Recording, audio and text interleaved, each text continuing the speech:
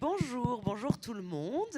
Bienvenue à Grande Contrôle ici à ce week-end dédié à la fête. Cette fête qui parfois à travers l'histoire, comme celle des carnavals, on y reviendra, par exemple ses ambitions et parfois aussi ses contenus militants, elle se politise. C'est d'ailleurs ce que nous allons explorer aujourd'hui avec nos invités lors de cette rencontre que nous avons intitulée Quand la politique s'invite à la fête. Et oui, tout à fait, Angèle. L'idée, c'est de se demander si faire la fête, ça peut être aussi un moyen d'action, si la danse elle-même peut être un moment politique, si le militantisme s'invite un peu plus qu'hier dans nos fêtes, et tout simplement, est-ce que la fête est politique ou ne l'est pas.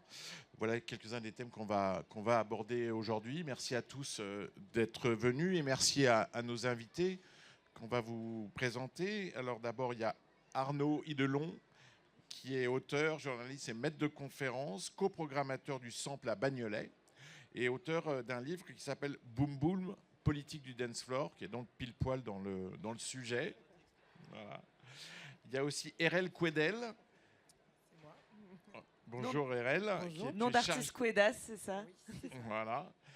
Tu es chargée de production, coordinatrice et résidente de Sœur Malsen. On en parlera, vous nous présenterez toutes les deux ce qu'est Sœur Malsen, avec Lara, qui est aussi résidente à Sœur Malsen, et Fanny Corral, Bonjour. voilà, qui est la programmatrice du Cube à Évreux et qui est la promotrice des soirées Dyke Ménopause, mais qui s'est aussi beaucoup occupée d'un label qui s'appelait Kill the DJ et qui a fait de nombreuses soirées dans un club qui s'appelait le Pulp et qui est malheureusement fermé depuis trop d'années. Et nous avons pour finir Labette et Majnoun qui sont membres du groupe Bagarre. Merci. Bonsoir. Bonsoir. Bonjour. Bonjour, les deux là, 17h. Ouais.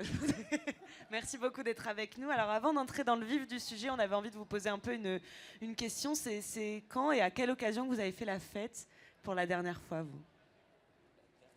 Qui veut commencer?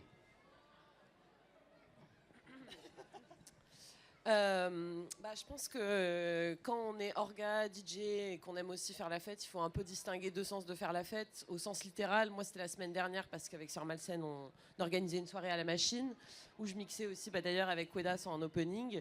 Et en plus, pendant la soirée, j'avais un shift bénévole pour faire le tour de la soirée et vérifier que ça se passait bien pour tout le monde. Donc du coup, ça c'est faire la fête, mais au sens de vraiment l'organiser, de la mettre en œuvre, de la structurer, de faire en sorte que tout se passe bien. Mais sinon, au sens un peu figuré, la dernière fois que j'ai fait la fête, je pense que où vraiment j'avais rien organisé, et où j'étais juste avec mes amis et que je profitais, c'était au Nouvel An. En plus, ça m'arrive pas souvent parce que le Nouvel An, d'habitude, je fais rien, mais là, c'était l'occasion justement de faire la fête et de rien avoir à organiser. Voilà. Je vais peut-être enchaîner parce que du coup ma réponse est vachement liée à la tienne. Du coup, pareil, comme j'organise pour Sœur Malsen, il y a peu de moments de lâcher prise dans l'organisation et du coup je me sens réellement en train de faire la fête. Et en vrai, ça ne m'était pas arrivé depuis super longtemps, mais le 7 mars, donc juste avant la machine, on était à Tours avec d'autres gens de Sœur Malsen. Et j'ai lâché prise, et c'était la première fois depuis des années, je pense, où je me suis dit « Ah mais en fait là c'est bon, tout est ok, tout le monde va bien, genre viens on profite et en fait on va parler avec les gens dans la salle et on s'amuse sur la scène et tout ». Du coup, je pense que c'était la dernière fois, c'était il y a une semaine du coup. Fanny? Moi c'était samedi, puisqu'on avait une Dyke Ménopause samedi. J'ai organisé beaucoup de fêtes très sérieuses avec des DJ internationaux, beaucoup de monde et tout ça. Là les Dyke Ménopause, j'ai décidé que on organisait, mais on faisait surtout la fête, quoi. On se prend pas la tête. Donc voilà, c'était samedi dernier. On va y revenir. Moi, c'était hier soir, c'est pour ça que j'ai un verre d'eau. Mais je me retrouve beaucoup dans ce que vous nous disiez sur le lâcher-prise. Depuis que je travaille au Sample, c'est devenu aussi une organisation et aussi un endroit d'hypervigilance par rapport à la fête. Et j'ai très peu lâché prise au Sample. Et finalement dans les autres lieux où finalement je regardais plutôt les coulisses, comme si en fait la fête je ne pouvais plus la faire, ou en tout cas juste l'organiser. Et je sais pas, hier c'était une soirée d'e-society, un super collectif, et au deuxième live j'ai complètement ça a pris, j'étais en fête totale, mais du coup très fatigué. T'as terminé à quelle heure? Officiellement on ferme à minuit. Voilà. On te ménagera.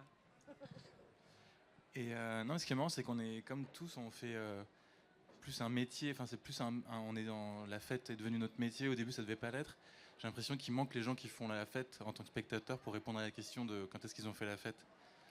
Parce que nous, on a tous, on a la même réponse que vous. En fait, c'était une soirée où on n'organisait pas, ou c'était une soirée. En fait, on organisait des soirées à la Casbah où on mélangeait justement. On voulait quitter justement les grosses, un truc de concert un peu habituel, machin. On voulait faire un truc hyper intime et tout ça. Et on avait fait une soirée spéciale Noël. Donc, quand on mélangeait l'intime, les amis, le petit lieu, plus le côté Noël et tout ça, ça a rendu justement, ça a brisé le côté travail, quoi. Donc, pareil que vous. Ouais.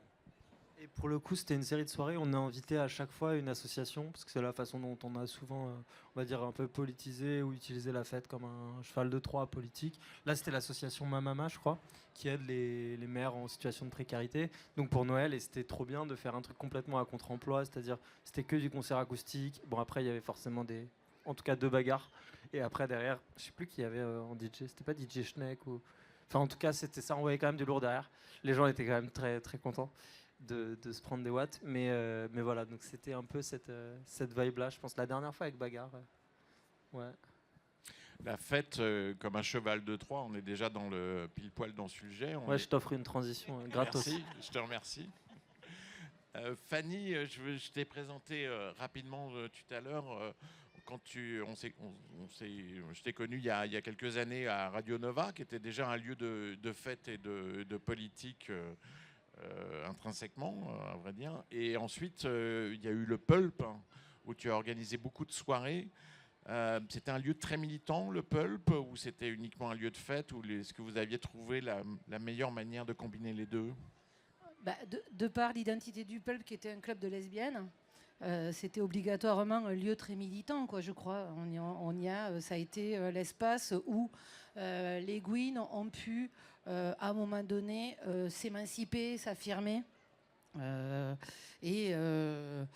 Donc en fait, quand tu as un espace comme ça, qui est un espace communautaire, qui permet à chacun et à chacune de s'affirmer, alors que la journée, tu es dans des carcans et des normes qui t'étouffent un petit peu, c'est automatiquement politique. Il y a... Anne m'a dit, elle me dit, rappelle-toi ce qu'a dit Jacqueline, et c'est vrai, quoi, Jacqueline Co, qui disait la nuit sans la politique, c'est du divertissement. Le Pulp, c'était pas un lieu de divertissement.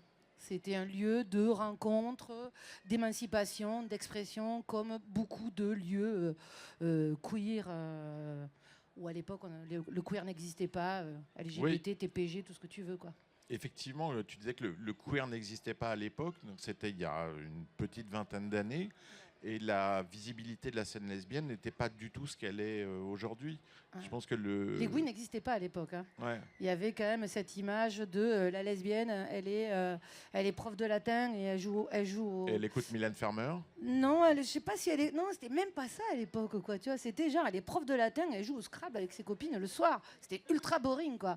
Et d'un seul coup, le Pulp est arrivé et on était rock'n'roll, on parlait de cul, on était tatoués, on était drogués, on faisait la fête hyper fort.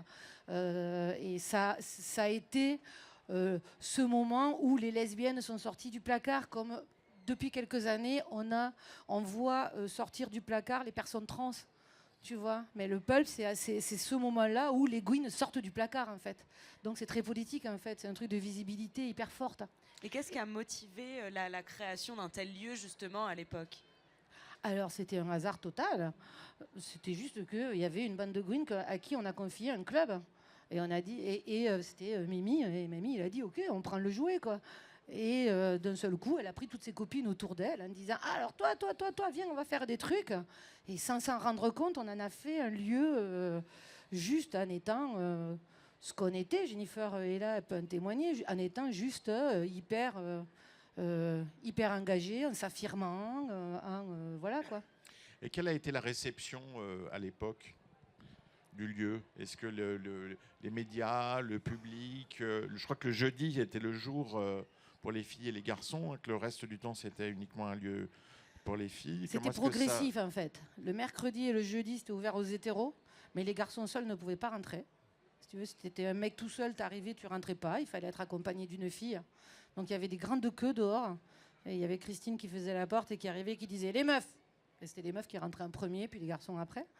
Le vendredi, c'était plutôt PD lesbienne. Et le samedi, c'était que des meufs. C'était réservé que aux meufs. La réception des médias, elle a été assez enthousiaste parce que ça faisait de nombreuses années que la presse faisait du sensationnel avec les PD, on va dire. Qu'il y avait des émissions à la télé ou des trucs comme ça. Et quand il fallait faire des trucs sulfureux, tu vois, on faisait des sujets sur les PD. Et en fait, d'un seul coup, ils étaient arrivés peut-être au bout du truc, en toute...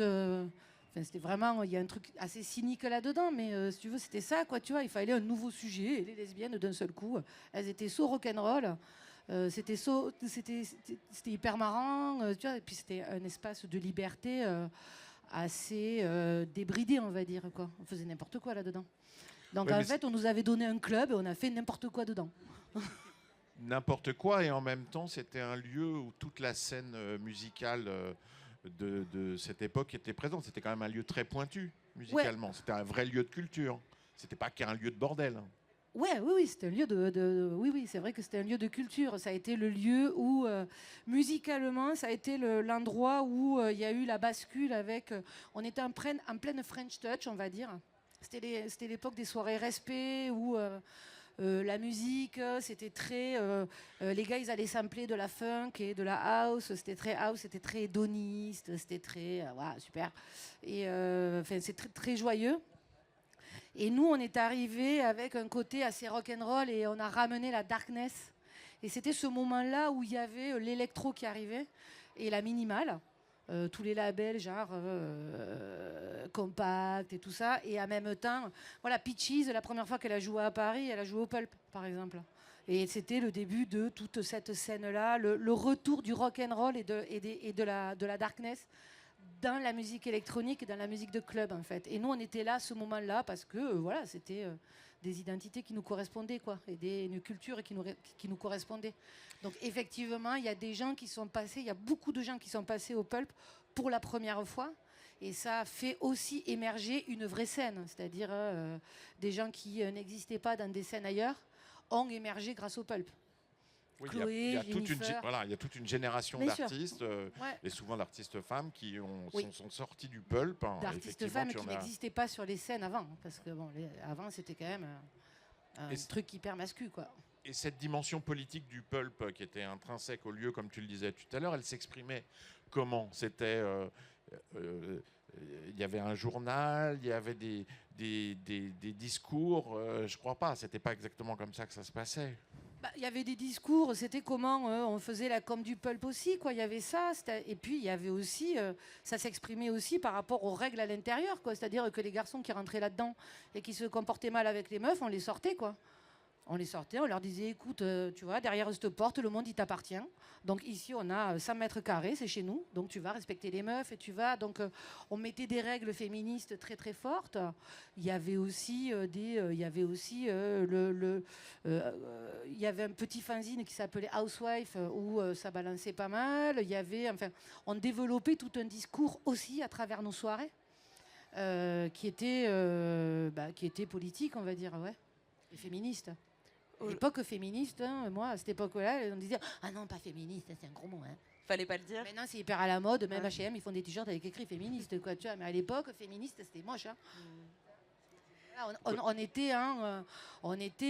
C'était 97-2007. Voilà, c'était cette époque-là. Oui, il y a finalement assez peu de temps. Et le féminisme, à l'époque, n'était pas du tout perçu de la même manière, que c'était pas branché. Non, c'était pas branché. Justement, tu organises, aujourd'hui tu l'as un peu évoqué, les soirées Dyke Ménopause. Tu peux nous raconter le principe de ces soirées et sous quelles ambitions elles sont nées? On a toujours fait des soirées. À l'époque, on faisait des soirées au Pulp qui s'appelaient PMS. Donc c'était un peu normal que maintenant on a vieilli. Et on a voulu organiser une soirée. Et avec Anne qui est là, c'est Rémi qui nous dit ouais, organiser une soirée. J'ai dit mais moi dans les soirées maintenant j'y vais plus, dans les soirées de meufs, parce qu'il n'y a que des kids. Et on a commencé à...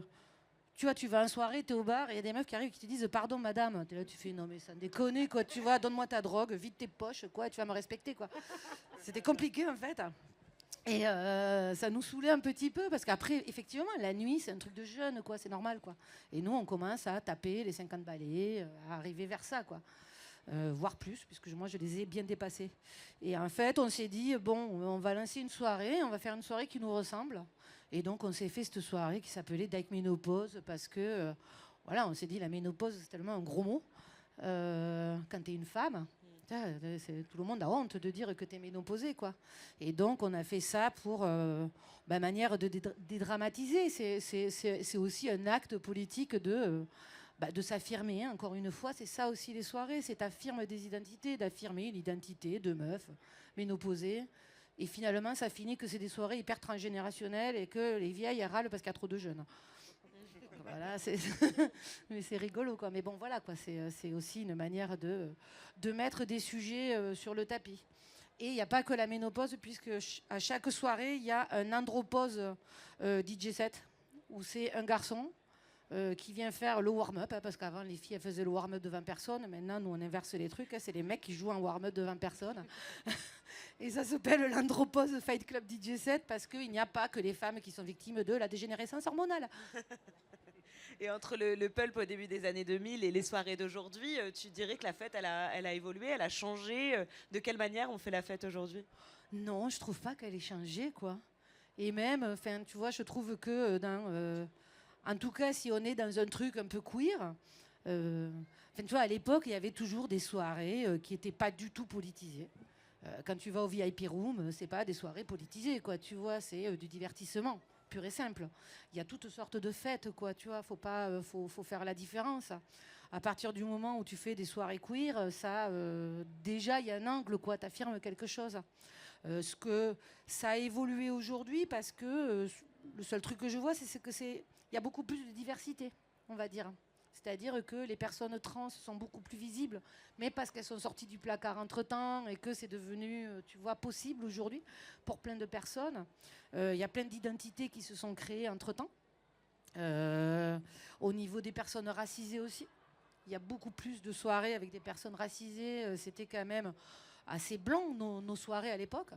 Mais ça reste tout autant chargé en engagement, affirmation d'identité et tout ça, quoi. Je trouve que et c'est plutôt réjouissant, quoi. J'allais passer la parole à Bagarre avec leurs deux représentants dont le nom du collectif ou du groupe lui-même déjà renvoie à l'idée de se battre vraisemblablement pour des idées, non? C'est ça un peu c'est plus ça, ou c'est... J'imagine que c'est plus pour des idées que par agressivité naturelle. Non, l'agressivité, on l'avait laissé de base, on n'était pas trop fait pour ça. Non, je pense que Bagarre, c'est quand même on dit parfois qu'on est une espèce de conurbation, on était des petites villes, tu vois, des petites villes pourries, et qu'on s'est dit, vas-y, on va se mettre ensemble et ça va faire une espèce de petite métropole. Et en tout cas, c'est qu'on a tous des histoires, et toutes des histoires très très différentes. On vient pas du même endroit, ni de France, ni de la société et tout ça. Vous êtes combien dans le... On est 5, avec vraiment des backgrounds assez différents. Et à partir de là, on avait tous plutôt à la base une envie de lutter contre nous-mêmes. On n'est pas des personnes racisées, on n'est pas des personnes queer. On a forcément croisé la route par la fête, par notre musique et tout ça, de ces scènes-là. Mais en fait, on était plus dans un truc de lutter contre nous-mêmes, et on avait envie de sortir justement d'un truc qui nous étriquait peut-être personnellement, chacune. Donc je sais pas si c'est politique en soi, c'était plutôt intime à la base, mais après tout de suite c'est vrai on avait quand même une grosse charge, c'est vrai, j'allais dire gauchiste, mais dès le début toutes et tous. mais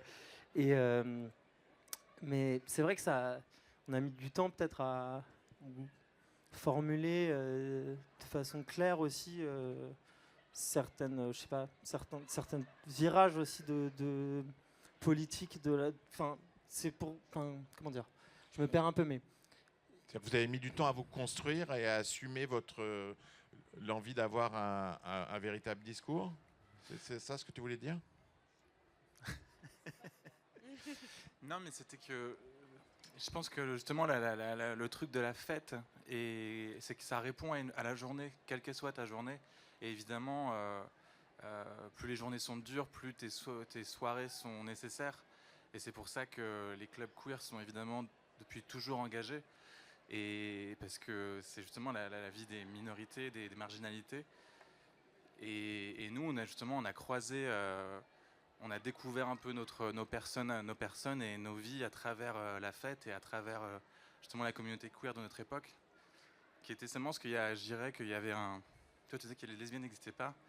Et nous, on a fait la fête avec un collectif qui s'appelait Fils de Vénus, qui était essentiellement fait de lesbiennes, mais qui mettait sur leur flyer à l'époque des soirées gay-friendly. C'était genre, il y avait... Bien sûr, non mais tu vois, mais il y avait même il y avait une évolution que, ok, on disait un mot, mais c'était gay-friendly, c'était pas encore lesbienne. Alors que c'était que des meufs qui organisaient ça et tout ça. Et nous, on a découvert, en fait, on s'est fait accepter, on a découvert la liberté aussi à travers ces soirées, et puis on s'est trouvé nous-mêmes. Enfin, moi, j'ai eu l'impression de changer de vie pour la meilleure en allant la nuit, quoi, en m'offrant ce monde-là, et qui est un monde qui est vital, en fait. Parce que justement, la nuit, c'est beaucoup plus pluriel, beaucoup plus trouble. C'est même bizarre, des fois, on reste 7 heures dans un endroit, comme si on faisait ça dans la journée. Enfin, 7 heures, enfin aussi, des fois on travaille 7 heures à un bureau, mais là on passe 7 heures dans un club, 7 heures quoi. Et puis devant de la musique à fond. Donc c'est un truc étonnant et nous, Bagarre est né de là en fait. On est né de ces soirées, on s'est rencontrés en soirée, on a vécu cette, comment dire, on s'est fait piquer, quoi, inoculer le virus et c'est comme ça qu'on a construit notre groupe et on s'est jamais pensé comme un groupe de musique, mais toujours un groupe de club. Et nous, on a toujours été voilà, au milieu de tout ça, dans notre culture, dans notre manière de faire la scène, notre manière de gérer le public aussi, parce que dans le club, par exemple, c'est pas pareil, les gens, ils y viennent pour danser, pas pour regarder un artiste spécialement. Maintenant, ça a peut-être un peu changé, enfin, ça dépend des scènes, mais il y a quand même cette idée que tu y vas avec des amis, tout seul, et tu vas faire quelque chose qui est pour toi. Et le DJ, son taf, c'est de te faire danser toi. C'est pas de se faire kiffer, enfin, il se fait kiffer, mais c'est un va-et-vient, quoi. Il y a un dialogue. Et alors qu'il y a une scène de concert, c'est assez traditionnellement... voilà, il y a une scène, une fosse, l'artiste il dit un truc, les autres ils l'aiment déjà, il n'y a pas de conquête, il n'y a pas de dialogue, il n'y a pas tout ça, et nous on a construit notre musique à travers ça, et nos sets de concerts, parce que nous on n'est pas des DJ, on est des musiciens et musiciennes, et ben on les ressent comme ça, et c'est pour ça que le mot bagarre est venu pour nous une évidence, et le cri de guerre nous sommes bagarre, c'est voilà, nous sommes bagarre, nous sommes des alliés d'un monde, nous sommes... on porte les mêmes espoirs pour un monde plus vivant et plus viable, quoi, et tolérant. Parmi les choses qui vous caractérisent ou qui vous différencient, je crois que vous avez, quand vous donnez des concerts, quand vous partez en tournée, vous invitez très souvent des associations. Ouais, ça a été un peu la façon dont on a voulu, justement, parce qu'on a compris que la notoriété était un levier. Assez vite, bon bah c'est pas un scoop, mais qu'on pouvait utiliser notre parole ou enfin en fait politiser un peu nos concerts, nos rassemblements en faisant venir des associations. Je pense à l'Olympia en 2019, on avait fait une collecte sur laquelle on avait communiqué pour le vestiaire des migrants à l'entrée de l'Olympia. Ça avait été tout un bins parce qu'évidemment tu dis ça à un promoteur de spectacle, on va faire une collecte de vêtements et de produits, ils sont là mais non, enfin ça s'est jamais fait. Ben, on est là mais si, tu vas le faire, tu vois. Et voilà. Les gens venaient à l'Olympia avec des vêtements qui pouvaient avec laisser des vêtements, pour les associations avec après. oui, et des produits type, je sais pas, voilà, produits de salle de bain et tout ça. Et après, il y avait donc Accept ST, qui est une association qui vient en aide enfin, qui accompagne les personnes trans qui sont venues en fait parler sur scène, parce que nous jamais on prend la parole à la place des associations qu'on invite. Et c'est ça qui nous intéresse, c'est aussi de peut-être, puisqu'on se situe quand même plutôt du côté du grand public, même si à nos yeux on vient un peu de la Stas, de cette époque-là, un peu de lieux alternatifs, en fait notre public, pas du tout. Parfois on a programmé des concerts à 3h du mat en se disant ça va être blindé, c'était un four, tu vois. Donc en fait c'est plus facile pour nous de remplir à 20h. Et justement on se dit, utilisons ce tremplin-là, que ce soit les soirées à la Casbah où on faisait des associations à chaque fois différentes, ou à l'Olympia de faire venir là, Acceptes pour une prise de parole et une performance avec nous sur Diamant, qui est un morceau de MID. Et puis à la fin, on avait eu même les Berus à qui on avait écrit une lettre, qui était venue sur Salut à toi, qu'ils avaient réadapté en mode Salut à toutes, donc une version féministe. Et voilà, donc nous c'est un peu ça, cette Olympia, c'est un peu à l'image de l'utopie qu'on va défendre, c'est-à-dire se situer dans le grand public, mais essayer de le tordre en permanence. Et je pense qu'aujourd'hui, entre guillemets, la guerre culturelle autour des minorités et tout ça, qui est faite, je veux dire la guerre culturelle qui est faite aux minorités, heureusement, en fait, faut la mener. Ça va pas se faire seul, quoi. Les minorités, évidemment, se défendent par elles-mêmes, mais il faut qu'il y ait aussi des gens comme nous qui n'en sont pas issus et qui ont peut-être un peu de notoriété, qui prennent aussi la parole ou qui prennent un peu le relais, quoi. Et utiliser sa notoriété pour qu'elle serve de tremplin ou de cheval de Troie pour des associations ou pour d'autres, ce qui semble être très important pour vous. Tu as cité le nom des Berruriers Noirs tout à l'heure, ça fait partie des références et des groupes qui vous ont inspiré dans cette ambition-là. Les Berus, oui, mais si, mais c'est sur. Je sais pas si c'est directement eux qui nous ont inspirés. Puis nous, on les connaissait comme des ados, on savait pas du tout le truc. Enfin, ils représentaient un truc politique, mais leur histoire un peu plus profonde. Déjà, on était trop jeunes, on a vu ça que après, donc je pense qu'on connaissait pas bien en fait leur histoire à l'époque quand on a découvert la musique, leur musique. Non, je sais pas trop ce qui. En tout cas, c'est pas des groupes. Si, c'est une sensibilité de groupe qui nous a touchés. Et ouais, le côté justement de briser un peu l'idée, par exemple, d'une rockstar, par exemple un Kurt Cobain, moi, il m'a ultra inspiré. Déjà, sa personne, le truc, la rockstar, de pas être par exemple un guitar héros. Enfin, c'est des trucs un peu bizarres là que je dis, mais c'est des gens qui viennent briser des codes très hétéronormés, très puissants, un peu comme des idoles, et donc c'est plus des versions comme ça le côté autogéré m'a plus parlé. Donc effectivement les Berus s'y intègrent, mais à l'époque je crois que je connaissais pas trop les Berus. Non, et puis c'est nos amis quoi. On s'est fait des amis, du coup on voulait être leurs amis et on aimait nos amis quoi. Vous avez décidé aujourd'hui d'arrêter l'aventure bagarre après une ultime tournée en décembre. Est-ce que c'est justement lié à ces ambitions politiques-là, ou parce que vous avez d'autres envies, ou ça n'a rien à voir avec tout ce dont on vient de parler? Ah non, c'est des trucs plutôt personnels. Si, ça rejoint un peu une forme de la manière dont on a toujours fait la musique. C'était quelque chose de très utopiste et un peu, je dirais, le mot puriste n'est pas très beau, mais en tout cas quelque chose de pur. Et on s'est retrouvés, nous on n'est pas des musiciennes vraiment de formation. On s'est retrouvés par amitié, par amour, et puis le rapport à la musique, pareil, il s'est venu. On a aimé la musique nous a aimés. Puis à un moment donné, on ne sait pas trop pourquoi, c'est comme un couple, ça part ou ça vient ou ça. Et puis on avait des envies différentes les uns les autres par rapport à la musique, et on sentait que les choses étaient moins fluides, et on a voulu faire la musique de la même manière du début à la fin. Donc on s'est dit non, il faut garder la chose belle, on va la faire belle et on va s'arrêter quand ça sera plus bon. Et puis surtout on voulait s'arrêter d'une manière qui nous ressemblait, avec quelque chose de festif, joyeux, combatif, et avec le public qui nous a permis vraiment de tourner. Nous on vit avec l'intermittence, donc c'est notre public qui nous a fait durer 10 ans, c'est notre carrière aussi, mais c'est vraiment eux, donc on voulait leur offrir une dernière année et un truc comme ça tendre quoi. Pour finir un peu les présentations, Erel et Lara, donc vous êtes résidentes à Sœurs Malsaines. C'est une association artistique qui enflamme les dance floors, mais pas uniquement. Est-ce que vous pouvez nous raconter votre histoire à vous avec les Sœurs Malsaines, justement? Moi, j'ai rencontré les Sœurs Malsaines à peu près il y a 5 ans. Et en fait, pas vraiment par hasard, mais j'avais aidé mon mec à être bénévole sur une soirée où lui, il faisait partie de l'asso. Et j'avais trop aimé parce qu'en fait, on est là du début à la fin, on fait kiffer les gens, on a 1 ou 2 verres gratuits, on rencontre plein de personnes sympas. Et du coup, je me suis dit, ça peut être super cool, mais j'ai envie de trouver mon truc. Parce que j'ai pas envie de faire exactement la même asso que mon mec. Et du coup, je regarde un peu les collectifs parisiens et je vois Sœurs Malsaines. Je vais à 2 soirées. Alors la première, c'était un open air en été, donc c'était trop bien, l'ambiance était incroyable. En plus, c'était vraiment l'époque où Sœurs Malsaines, on a toujours eu des revendications féministes, mais à ce moment-là, c'était surtout libérer les tétons. Donc c'est la première fois que je vois autant de femmes topless en soirée. J'ai trouvé ça extraordinaire. Et la deuxième soirée, c'était une série qu'on appelle Culture.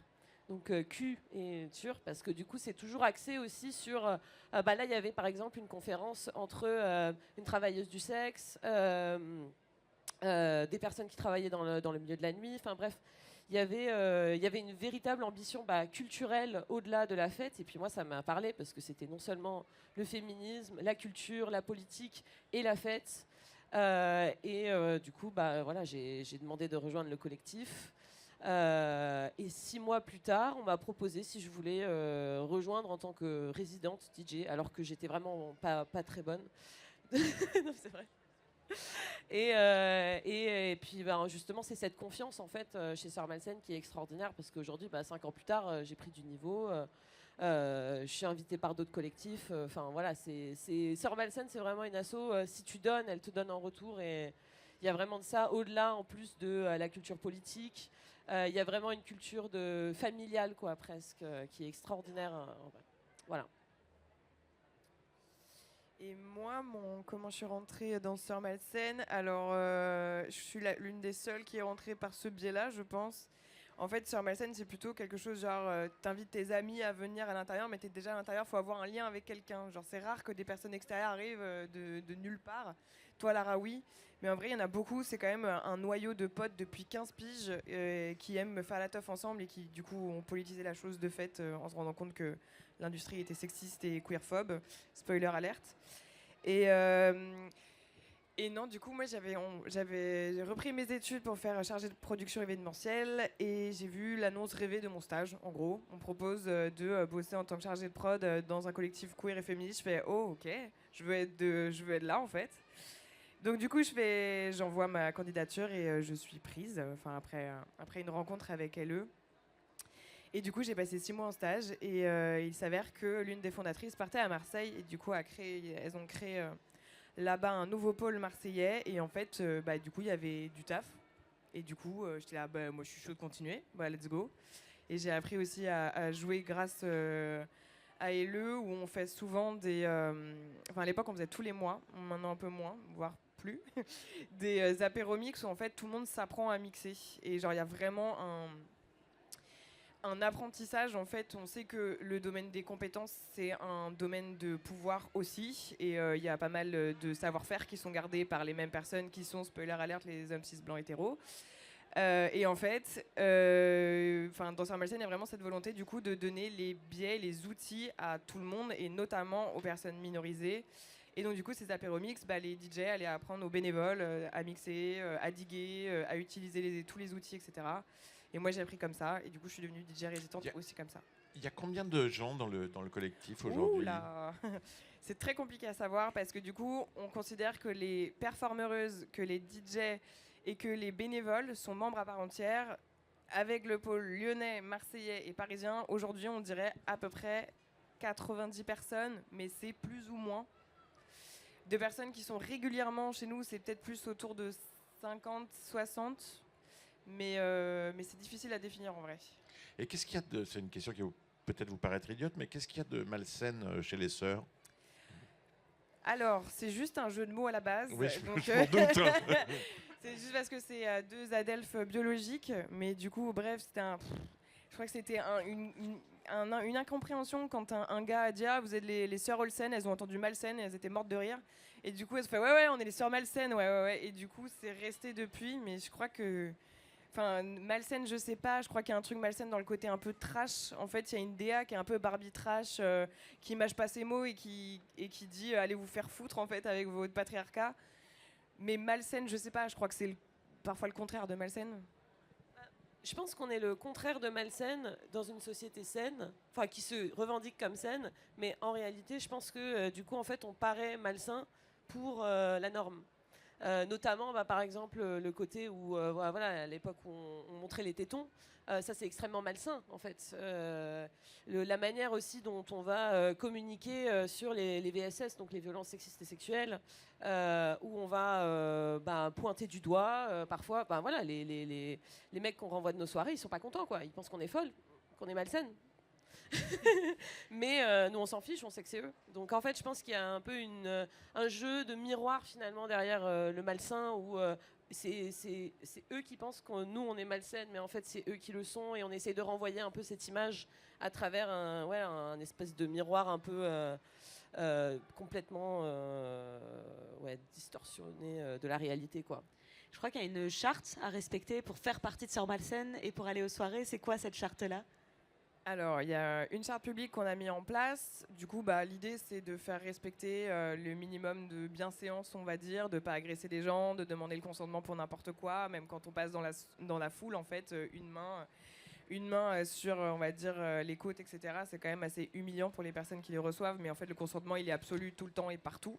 Et il doit être aussi sur le dance floor quand on voit que le fond de row du DJ booth est utilisé uniquement par des personnes blanches, hommes cis, torse nu et qui prennent tout l'espace sonore et physique. Il y a des vrais questionnements à avoir. C'est tiens, en fait, l'espace aussi, il est politique. Et même l'espace du dance floor est politique. Donc, il y a, en fait, dans cette charte, on dit en fait au public, si vous ne respectez pas tous ces points-là, et en fait, vous serez sortis, parce que du coup, cet espace, il nous appartient aux personnes qui en ont besoin. Si vous n'êtes pas en capacité de les respecter, vous n'êtes pas les bienvenus. Et la charte à l'intérieur, il y en a plusieurs. On fait signer des chartes aux artistes et aux bénévoles pour que aussi les règles de violence sexiste et sexuelle soient respectées, pour que en fait, ces personnes aient bien nos valeurs en tête et que si jamais ils brisent ces valeurs d'une manière ou d'une autre, on est aussi un peu un outil en mode ah bah non, on t'avait dit en fait, genre on t'avait dit non, donc en fait tu l'as signé, t'as pris considération de ces valeurs, etc. Et je pense que c'est un peu un outil de lutte aussi en interne. Comme ça, ces personnes peuvent plus faire semblant en mode genre non, mais je comprends pas, moi j'avais pas compris comme ça. Bah si, là c'était clair, c'était noir sur blanc. C'est un contrat social. C'est complètement un contrat social, mais c'est parce que je suis un peu protocolaire aussi. Quand je suis arrivée, j'ai fait plein de chartes. C'est drôle parce que ça me rappelle ce que disait Fanny tout à l'heure, effectivement, sur le côté zone autonome temporaire du pulp, hein, le fameux stase, hein, non. Voilà. Qui se retrouve dans ce que vous décrivez toutes les deux des soirées, des événements de Sœurs Malsaines. Il y a une filiation, une continuité qui me semble évidente, mais à la fois la fête comme moment politique, comme moment d'expression des valeurs et des idées, ça date pas d'hier non plus. Je me tourne vers toi Arnaud, ou vers vous Arnaud, pardon. Le carnaval, par exemple, qui remonte à l'histoire romaine, hein, c'est vraiment de l'histoire très ancienne, ça a toujours été un moment d'inversion des valeurs, hein, où les dominés devenaient les dominants. Je crois que c'est un peu le principe. Est-ce que tu peux nous parler un peu de la dimension historique de la fête politique, pas uniquement avec le carnaval, mais il y a plein de moments dans l'histoire. Je pense au disco, par exemple, ou aux soirées techno. Enfin, c'est beaucoup de choses dont tu parles dans ton livre. Merci beaucoup, et très content de faire le prof d'histoire du coup. Ah, je suis désolé. Attends, pas de souci. En gueule de bois, le prof d'histoire.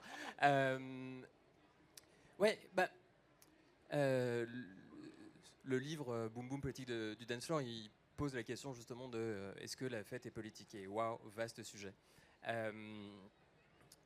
Ce qui est intéressant justement si on revient au carnaval, c'est que cette dynamique carnavalesque, elle traverse les siècles. En fait, quand on se pose la question de est-ce que la fête est politique, on pense, j'imagine nous, autour de cette table, on pense la fête est subversive. La fête, elle vient à minima chatouiller, à maxima bousculer l'ordre dominant. Mais en regardant dans l'histoire, la fête est politique. La fête est plutôt politique au service du système dominant. Le carnaval, c'est ça, c'est la scénarisation de la déviance dans un espace-temps borné. Oui, on inverse les valeurs une nuit, une journée, ou 15 jours, si vous voulez, mais il y a la fin, elle est déjà programmée. Et c'est comme la scénarisation de regarder à quel point ça serait le bordel si on inversait les normes qui sont nos conventions sociales aujourd'hui. Et finalement, le carnaval, c'est une soupape sociale, mais qui est au service du pouvoir dominant, presque un endroit cathartique, en disant « Ok, lâchez vos affects tristes, mais ensuite revenez des bons petits soldats ». Et la fête a toujours été comme un outil du système dominant, et on voit comment chaque régime politique va inventer ses propres fêtes, ses propres rituels, etc. Mona Ozouf, une historienne, a écrit un livre « Les fêtes républicaines » sur comment, après les révolutions, on invente de nouvelles fêtes, de nouveaux codes, de nouveaux cérémonials. Mais il n'y a qu'à regarder la cérémonie d'ouverture de la Coupe du Monde de rugby en 2023, avec Jean Dujardin, le béret, la baguette, etc. Une identité française. et celle de Thomas Joly pour les JO, le pouvoir détermine quelles identités on veut célébrer ou pas. Alors, ça c'est ce que j'appelle les fêtes off, non les fêtes in, pardon, les fêtes qui viennent servir le mainstream, finalement, le système dominant. Ce qui m'intéresse dans le livre, c'est plutôt les fêtes off, celles qui programment un non-retour à l'ordre établi. Et oui, on a un continuum historique et politique ultra fort. On a parlé du pulp complètement. Stonewall également, des personnes trans, racisées, qui, étant agressées par la police, viennent célébrer leur identité et viennent résister face à cette violence-là. On a les Taz et les Free Party et les Rave Party, qui sont plutôt politiques dans le sens hétérotopique, et comme vous le disiez, inventés dans un espace-temps donné. D'autres conventions, d'autres normes, d'autres manières d'être ensemble en autogestion et sur lesquelles on va se mettre d'accord en disant c'est le monde qu'on veut, mais qui sont un petit peu... qui, lorsqu'elles sont criminalisées par la police, notamment les Free Party, les Taz telles que décrites par Hakim Bey, c'est une parenthèse hors système et qui va disparaître si on vient la chercher, pour ensuite réapparaître ailleurs, avec ce jeu du chat et de la souris, avec la police, les leurs qu'on envoie, etc. Mais c'est pas tant, donc c'est une zone autonome temporaire, mais c'est pas tant une zone à défendre. Et moi, ce qui m'intéresse dans le livre, c'est de parler de la fête aussi comme une zone à défendre. Pas juste une zone autonome temporaire, mais une zone à défendre. Et j'ai lu un magnifique bouquin de Christine Ross, sociologue, qui a écrit La forme commune, la lutte comme manière d'habiter. Elle parle du plateau du Larzac, de Notre-Dame-des-Landes et de l'occupation qu'ont les aéroports au Japon. Elle nous dit un truc magnifique, elle dit finalement au départ ce sont des personnes qui partagent des mêmes valeurs militantes, mais qui ne se connaissent pas forcément et qui pour défendre un territoire, défendre un espace-temps, sur le temps long vont devoir inventer leur mode de régulation des conflits, leur mode de gouvernance, leur mode d'administration de la ressource, finalement toutes ces chartes, toutes ces normes anormales, dans le sens non normées en tout cas. Elle nous dit finalement, au bout d'un moment, ces communautés, elles défendent autant le territoire que le mode de vie qu'elles ont inventé pour défendre ce territoire. Et la fête comme ZAD, ça raconte ça, à mon sens. La fête, c'est un espace-temps, c'est cette nuit dont vous parliez. C'est l'espace du club potentiellement, ou des rave parties, des free parties, mais c'est aussi et surtout, à mon sens, un mode de vie, un pacte cognitif, un mode d'organisation. Un laboratoire aussi. Et un laboratoire, oui, potentiellement. Et du coup, moi, ce qui va m'intéresser dans le livre, c'est comment on ne bande pas la fête à un espace-temps, mais comment l'énergie de la fête, on peut l'amener ailleurs, cette grammaire de la fête, comment, en étant chargé de ces utopies, de ces hétérotopies qui s'inventent dans ces nuits, mais en fait, c'est pas du tout une fatalité qu'elles s'arrêtent le lendemain matin, et justement, comment on les amène dans le monde, et comment, avec l'énergie festive, avec les codes qu'on s'est inventés, on construit le monde avec ça. Alors justement, comment sans dévoiler ton livre à toi, mais quelques clés là-dessus. Comment on fait en sorte que ces fêtes, elles perdurent? Est-ce que ça a changé aussi dans l'histoire? Et j'imagine que oui. C'est pour ça que je parlais de laboratoire. C'est parce qu'effectivement, on a l'impression que ce qui s'est pas inventé, mais en tout cas testé au pulp est devenu plus tard quelque chose de beaucoup plus important dans les soirées des Sœurs Malsaines et de plein d'autres gens. Il y a une dimension effectivement de laboratoire d'utopie qui ensuite déborde du lieu de la fête et de la nuit de la fête. C'est aussi des laboratoires sur l'évolution de la société, on va dire. Tu vois, nous, quand on était au Pulp et qu'il y a le bouquin de Judith Butler qui a été traduit, on était là, ouais, on va bousiller la société et tout, on était comme des fous. On s'est dit, voilà, bon. Et on a porté ce truc-là à travers les soirées, ainsi de suite. On en a fait des compiles, on a propagé la bonne parole. Et puis, on a fermé le Pulp, et puis il s'est passé du temps derrière. On s'est dit, ouais, bon, finalement, on n'a pas changé le monde. Et aujourd'hui, quand je vois mes potes hétéros qui ont fait des enfants, et que les enfants, ils commencent à avoir 16-17 ans, et que pour eux, l'homosexualité, pour ces gamins-là, c'est pas un problème. Les identités se multiplient. Tu vois, ils sont dans des... Et en fait, on se dit, mais en fait, ouais, peut-être qu'on a bousillé la société, quoi, tu vois, et que, en fait, ce qu'on a expérimenté dans cet espace-là, et les paroles qu'on a portées à ce moment-là, eh bien, petit à petit, elles essaiment dans la société, et ça bouge, en fait. Et c'est ça aussi qui se passe, moi, je crois, dans ces espaces-là, dans ces espaces politiques ou utopiques, où on s'invente des choses pour sortir de ce qui nous oppresse. Parce que c'est ça aussi, hein. C'est pour pouvoir sortir, tu as une société avec une norme qui t'oppresse, et la nuit, c'est des espaces où tu vas pouvoir expérimenter des modes d'échange social entre les uns et les autres, développer des identités qui fait que finalement, ça essaime dans la société derrière, quoi. Donc, ouais, c'est pas quand tu dis que c'est pas forcément limité, tu as l'impression que c'est limité parce que le lendemain, tu retournes travailler à la poste et c'est chiant parce que tu as Marie-Christine à côté qui te fait des sales remarques. Mais non, en fait, non. Petit à petit, ça bouge et ça essaime dans la société, je crois, quoi. Lara, vas-y. J'aime bien l'image du laboratoire et du coup, je pense que c'est exactement ce qu'on fait dans des soirées un peu dites marginales. Mais je pense qu'il y a aussi la métaphore avec une salle de classe. Alors c'est peut-être des formations professionnelles parce que je suis prof, mais moi je trouve que l'espace c'est un espace politique parce que c'est un espace d'éducation où vraiment en fait on peut propager des valeurs, on peut changer les idées des gens, on peut leur apprendre de nouvelles choses. Et en fait une salle de classe c'est aussi un endroit où plein de gens différents se rencontrent et forment de nouvelles identités. Je pense que du coup, il faut aussi prendre le dance floor et les clubs, etc., comme ces espaces-là. Et en fait, l'éducation, c'est quelque chose qui se fait sur le très long terme. Donc du coup, ce que tu disais sur « ouais, on va bousiller la société », en fait, ça c'est toujours un sentiment... Le sentiment révolutionnaire, il est toujours très fort. Et du coup, on a l'impression que tout va pouvoir changer tout de suite, mais on est très frustré. Mais en fait, c'est parce qu'il faut aussi comprendre que le temps de l'éducation, c'est vraiment un temps long.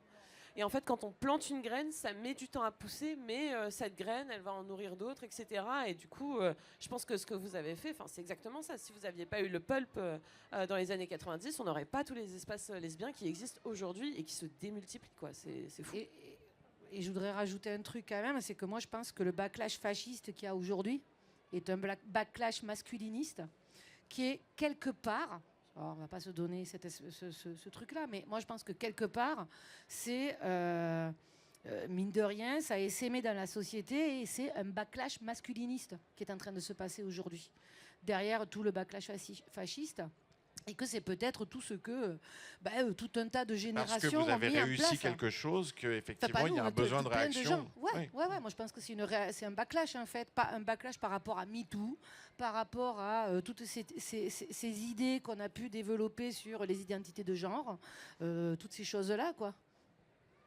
Tu voulais dire quelque chose ? Oui, ça fait un peu quelque chose de l'ordre de la panique masculiniste. Une panique morale, ouais. Mais je pense que ça veut dire que s'il y a panique, ça veut dire que c'est Enfin, j'ose espérer que ça peut être un soubresaut avant que ça soit... que la norme soit justement cette forme de diversité.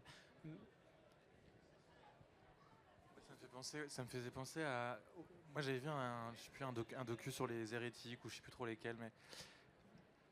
Et il y avait un truc que je comprenais pas. Enfin moi quand je regardais le documentaire, je me dis mais je comprends pas pourquoi ça pose un problème. Enfin, il y avait au début on les voit faire des free parties tout ça, et puis après on voit des extraits du 20h, des hommes politiques qui parlent et tout ça. Et je me disais mais pourquoi ça... il est où le problème en fait? Et en fait le problème c'est aussi la notion de liberté.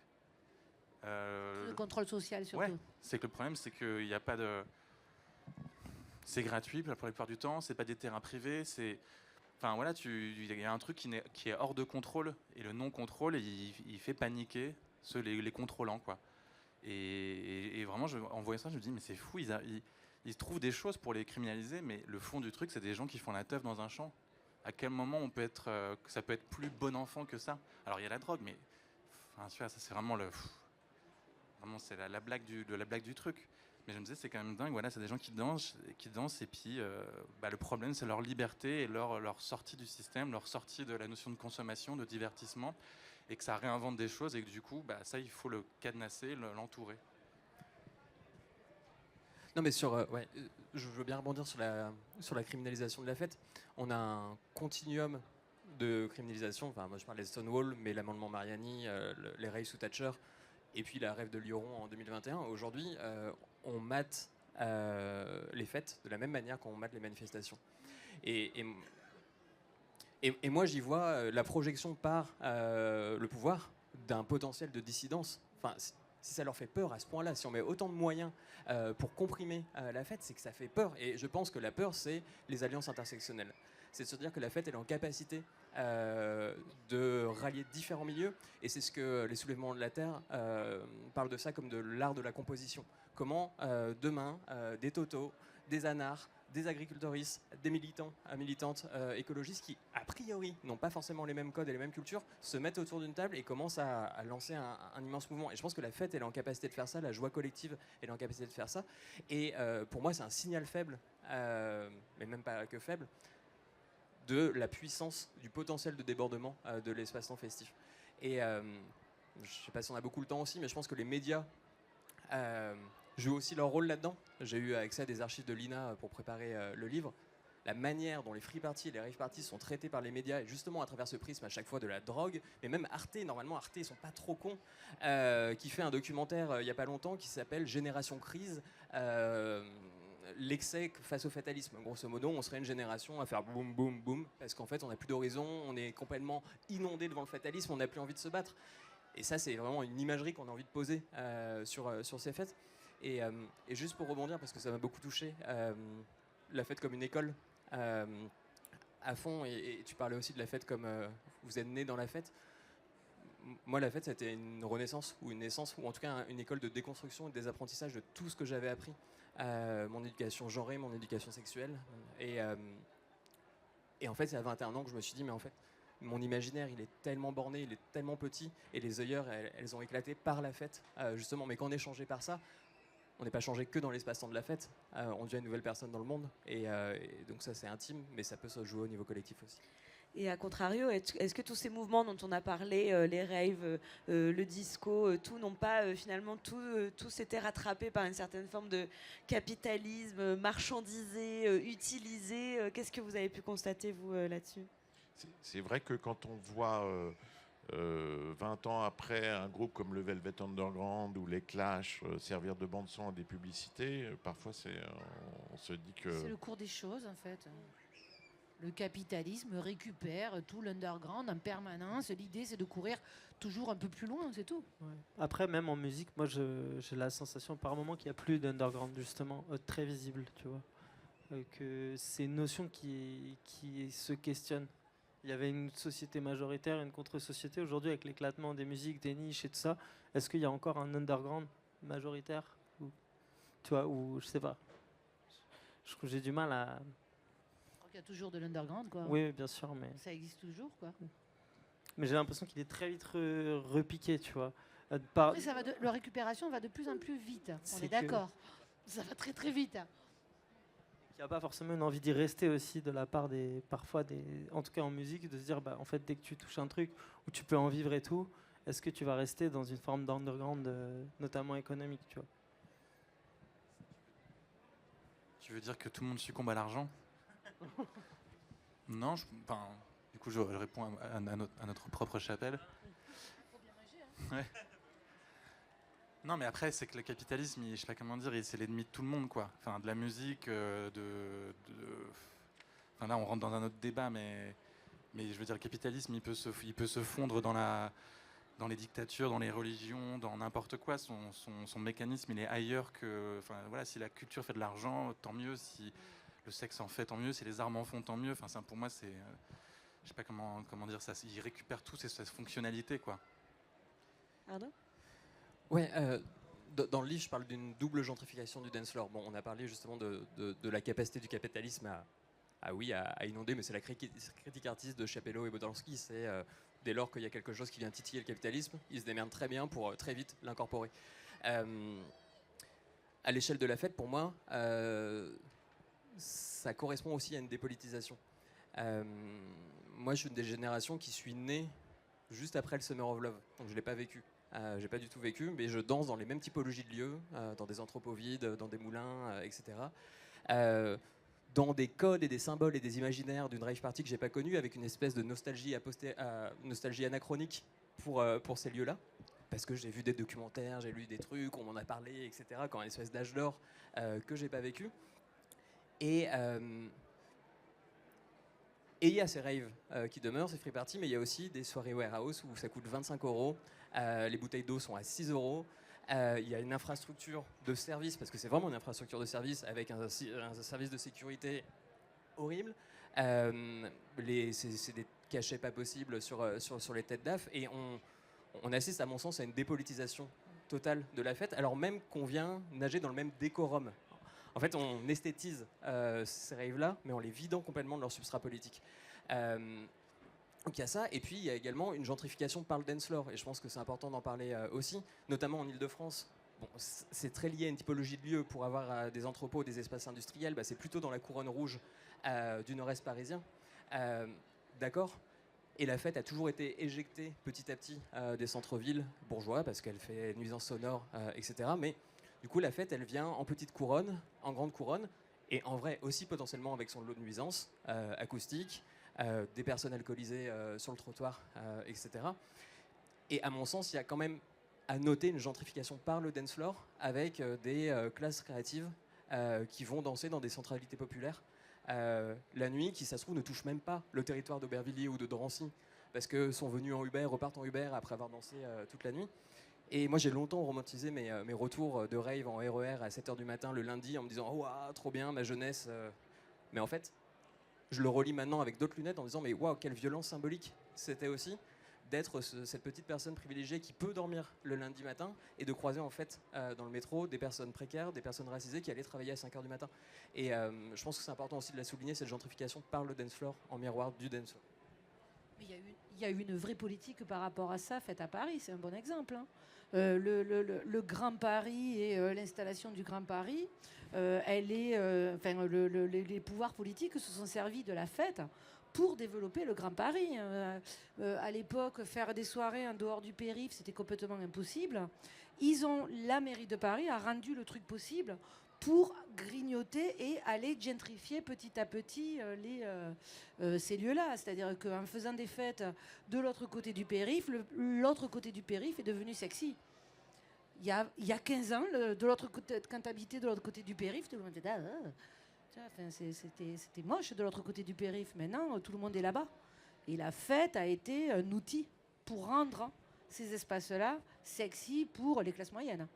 Oui, comme la fête peut être aussi un outil pour populariser des villes ou des régions. On pense à Berlin qui pendant des années a fait sa com autour de ses clubs pour attirer des touristes jeunes avec un pouvoir d'achat qui ont développé la ville. Marseille. Et Marseille. Marseille, en ce moment, c'est un exemple de fou, en fait. Marseille, depuis 5-6 ans, tout le monde migre à Marseille. Il y a plein de teufs, il y a tout ça. Là, c'est super, c'est pas cher. Mais en attendant, on est les premiers à gentrifier, quoi. Quand on commence à arriver, tu peux te dire que la gentrification, elle est juste derrière nous. Il faut quand même être honnête avec ça. Et on constate aussi, et peut-être que ça a toujours existé, des personnes qui ne partagent pas nécessairement les valeurs de la fête ou des soirées avec les valeurs que vous prenez qui arrivent. Alors on a parlé dernièrement de ce qu'ils appellent les go muscu, qui sont des personnes qui font de la musculation et qui arrivent montrer leur corps dans des soirées. Faf, hein. Voilà. Est-ce que c'est ce que vous constatez? Est-ce que c'est de pire en pire? Est-ce qu'ils prennent de plus en plus de place? Qu'est-ce que vous avez pu constater vous ces dernières années? Nous, notre expérience de la fête en tant qu'organisatrice, notre parole, elle s'est radicalisée quand même beaucoup jusqu'à être, beaucoup plus visible. C'est-à-dire qu'on a même mis un format depuis 2 ans qui s'appelle Club Misandre. Bon, je crois que le message, il est passé. Du coup, on a de moins en moins affaire à un public comme ça. Et en fait, on ne travaille plus avec des salles dont la sécurité elle est pas formée ou pas consciente ou pas éclairée et qui accepte tout le monde et un peu n'importe quoi et n'importe qui.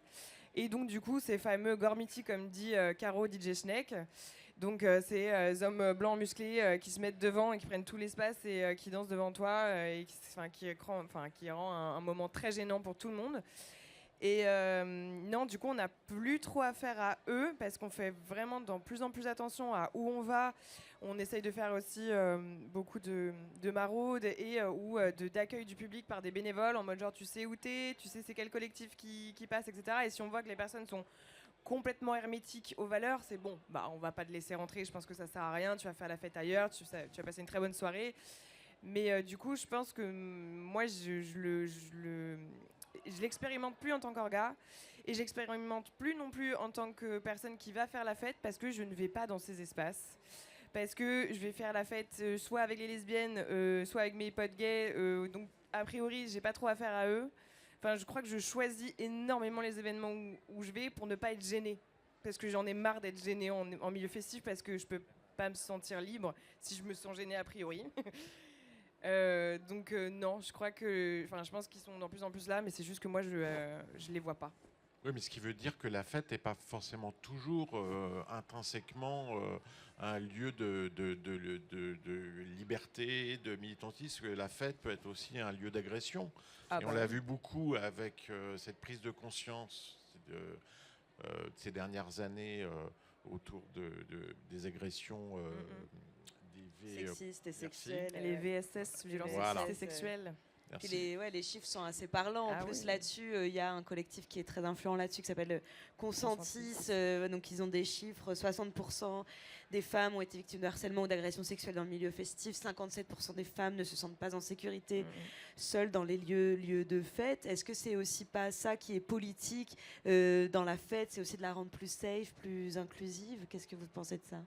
Ah ben si, c'est absolument nécessaire. S'il y a toute une partie de la population... Enfin, ces chiffres-là, ils sont parlants, mais en réalité, on peut se dire qu'ils sont plus élevés que ça aussi, parce que si on pose la question aux personnes sexisées, donc qui vivent les violences sexistes et sexuelles de manière, le patriarcat de manière directe, ces personnes souvent ne savent pas vraiment qu'est-ce que c'est les violences sexistes et sexuelles, et s'ils disent ah non moi je pense pas me sentir en insécurité, ah bon t'as jamais pris une main au cul? Ah si c'est vrai. Ah ouais, t'as jamais vécu ça aussi? Ah ouais, si, c'est vrai, à chaque fois. Et en fait, on se rend compte que les chiffres sont beaucoup plus élevés que ça en réalité, mais c'est un bon moyen quand même de savoir où on en est aujourd'hui. En vrai, il y a une vraie remise en question et il y a une vraie réflexion collective qui est autour de ça. Malheureusement, il y a aussi beaucoup de récupération et de marketing autour de ça de la part des lieux qui ne font absolument aucun effort sur ces violences-là. C'est-à-dire qu'ils vont mettre LGBTQIA friendly, anti-discrimination, anti-sexisme, etc. Et en fait, leur sécurité, leur chargé d'exploit, c'est des violeurs, c'est des agresseurs. Enfin, c'est fou, hein, mais genre, il y a vraiment ce truc-là du ah là là, on est hyper safe et tout, venez nous voir s'il y a un problème. Mais en fait, si tu as un problème, tu vas voir des agresseurs. Enfin, tu vas en parler à des agresseurs. Donc, c'est ça qui est fou. Enfin, il y a à la fois un discours qui est parfois complètement réel de personnes qui veulent vraiment changer les choses. Je pense à des lieux à Paris comme la station Gare des Mines, dont toutes les équipes sont formées, au taquet sur ces sujets-là. Je pense à Virage qui, grâce à RAG en partie aussi, a été beaucoup changé. Ils ont des équipes de maraudes payées sur des gens dont leurs compétences sont valorisées. C'est la première fois, je pense, en France qu'il se passe quelque chose comme ça quand même, parce que jusque-là, c'était des compétences qui étaient bénévoles. Aujourd'hui, on peut être payé en ayant ces compétences, quoi. C'est vraiment, ça change beaucoup la donne, même si on peut compter sur les doigts d'une main des lieux qui payent ce genre de pratiques, de prestations, on peut dire. Mais si, du coup, il y a un changement, mais il y a aussi une récupération marketing aussi derrière qui est dangereuse. Parce que c'est de la récupération aussi politique et ça met en danger des personnes qui pensent être en endroit safe, alors qu'en fait, c'est le pire endroit du monde, quoi. Donc il y a un peu des deux. Il y a un greenwashing Complètement. Il y a un purple et pink washing et toutes les couleurs washing. On a beaucoup parlé des grandes villes de Paris, Marseille, Lyon. Est-ce que faire la fête en région est différent? Arnaud, je ne sais pas, peut-être dans ton livre, des choses que tu as pu explorer. Est-ce qu'on fait la fête différemment et politiquement différemment ailleurs que dans les grandes villes? Alors justement, je passe beaucoup de pages à dire de toutes les fêtes dont je ne vais pas parler. Les fêtes de famille, les fêtes mondaines, nanana. Et je dis que mon expérience, parce que le livre c'est un tissu à la fois de vécu très intime et de mise en résonance avec de la socio, de l'anthropo, etc. Je dis que je parle que d'une fête, une fête urbaine, une fête galopante, une fête techno.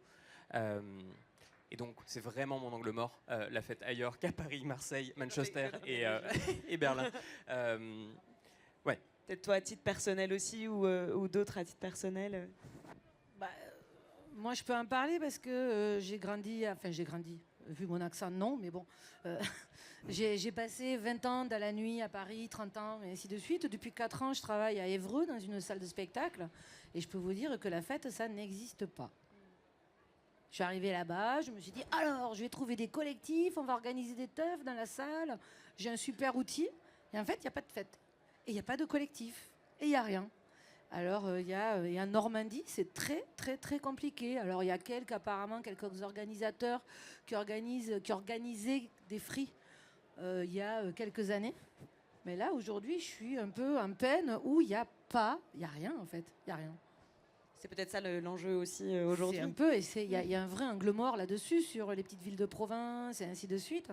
Il y a un truc à ce niveau-là qui est quand même assez chaud.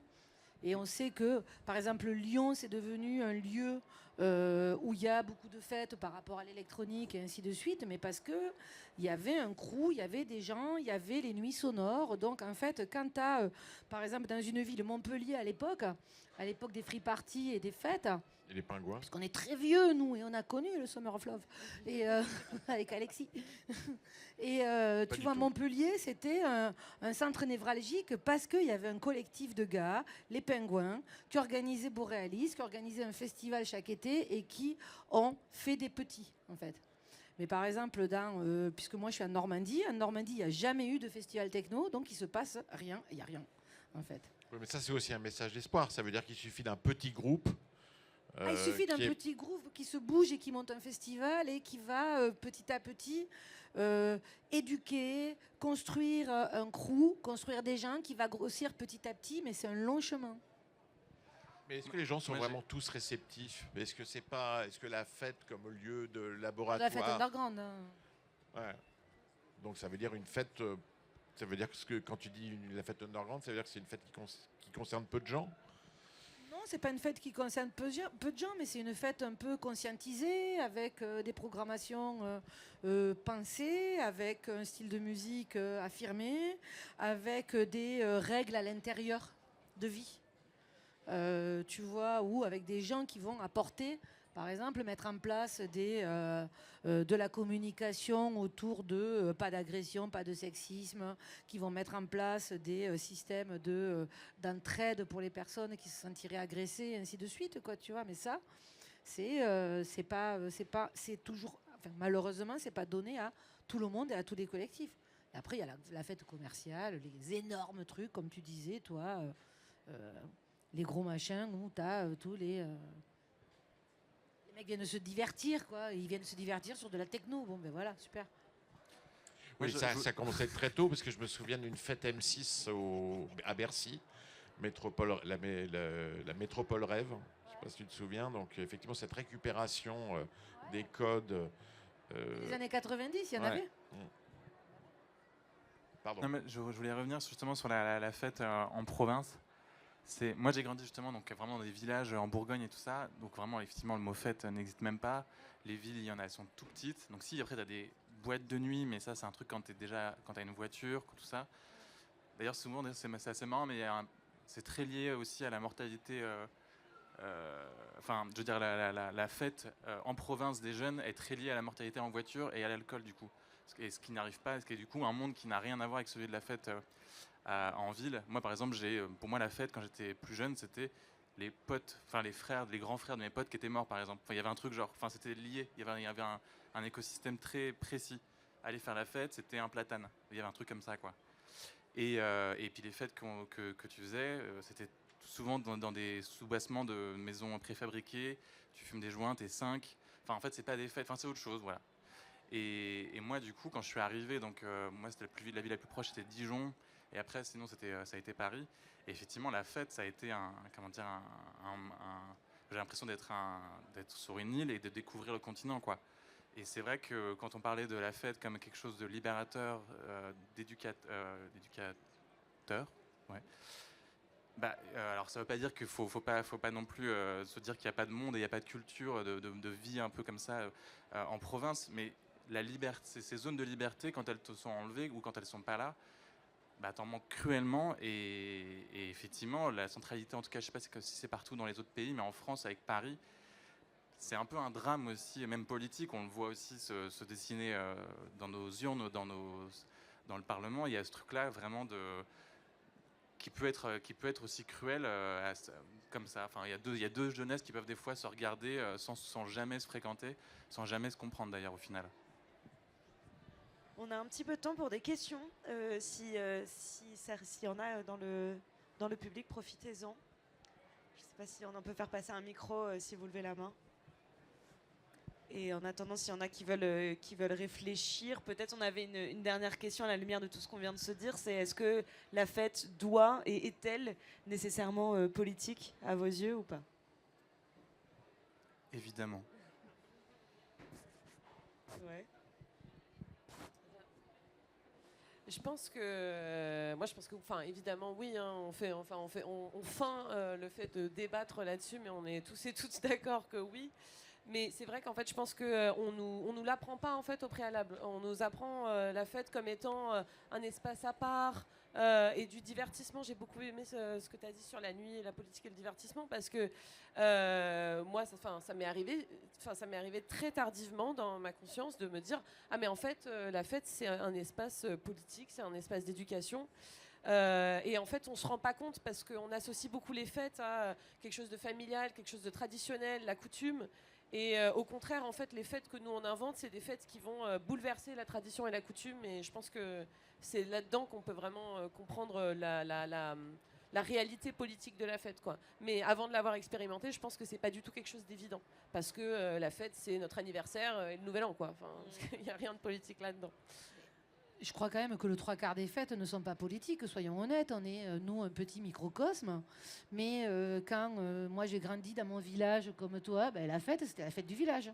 3 jours, au mois d'août, et tous les étés, tu allais faire les fêtes de village. Tu as les férias, c'est des fêtes en fait. Il n'y a rien de plus normé que les férias. C'est un cauchemar, le nombre de viols qu'il y a aux fêtes de Bayonne. C'est l'enfer, en fait. Moi, j'ai été une fois bosser à la feria, j'ai tenu un quart d'heure, quoi. Tu vois, c'était insupportable. C'est quand même le summum du masculinisme, du patriarcat, avec des mecs qui pissent contre la buvette. Enfin, tu vois, c'est des espèces de rites de passage pour les enfants. Tu vois des enfants bourrés avec les pères qui les portent en triomphe. Ils disent, ah ouais, ça y est, t'es bourré. Tu vois, genre, ça y est, c'est un homme. Il a 13 ans, il est ivre-mort. Et on le porte en triomphe parce qu'il vomit, quoi. Tu vois, c'est chaud. Et le trois quarts des fêtes, quand même, soyons honnêtes, c'est des fêtes qui reproduisent la norme sociale, hétéro-patriarcale, tout ce qu'on veut, avec les rapports de domination, la virilité, la puissance, la force, tout ce qu'on veut.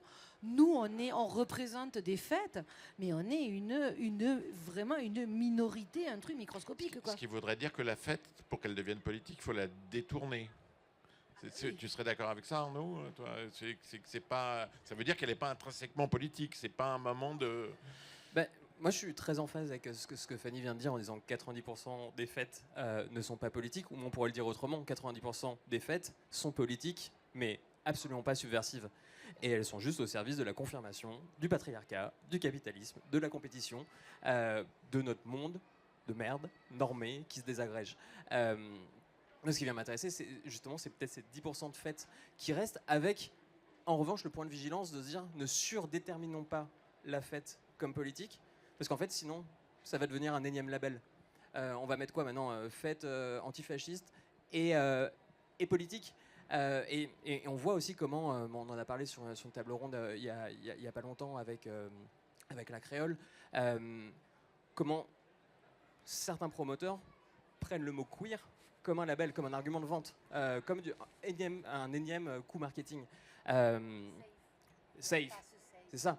Et s'il faut brander nos fêtes politiques pour qu'elles le soient, et voilà, mon enjeu c'est plutôt de regarder comment, qu'est-ce qui s'invente dans la ferme, waouh, dans la fête en termes de forme sociale, en termes de géométrie sociale, et encore une fois comment on peut s'en imprégner intimement et collectivement, et avec ça voir le monde chargé avec cet apprentissage, comme tu le disais, pour inventer d'autres choses. Et à mon sens, c'est là que ça devient politique. Et après, il y aurait autre chose à explorer.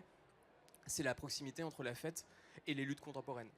Que ce soit avec les soulèvements de la Terre, que ce soit avec Extinction Rebellion, que ce soit avec le collectif Inverti ou Planète Boom Boom, il y a une porosité, une proximité assez folle aujourd'hui qui est en train de raconter quelque chose aussi sur la manière d'avoir un pendant régénérateur du corps, qui est un corps malmené, qui est un corps outil, qui est un corps arme, et la fête, elle vient amener une catharsis à ce corps-là, à ce corps des luttes.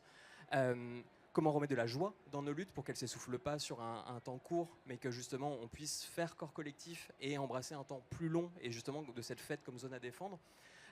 Et puis montrer à quel point c'est dérisoire aussi. Il y a une photo assez vieille de Marc Ribou où on voit des gens avec des baïonnettes, enfin des soldats avec des baïonnettes, et en face une jeune fille avec une fleur. Ça s'appelle La jeune fille à la fleur. Et de la même manière, quand on voit plein de CRS à Castres devant la 69 et qu'il y a 2 militantes qui se mettent à danser nus devant en rigolant, mais waouh, pour moi ce contraste, de dire il y a nos luttes, il y a nos moyens, regardez, on est nus, on danse, et regardez tout l'arsenal policier qui est autour de ça. Et donc ce sens du contraste aussi, c'est quelque chose à amener à mon sens. Est-ce qu'il y a des questions, même des affirmations? Oui.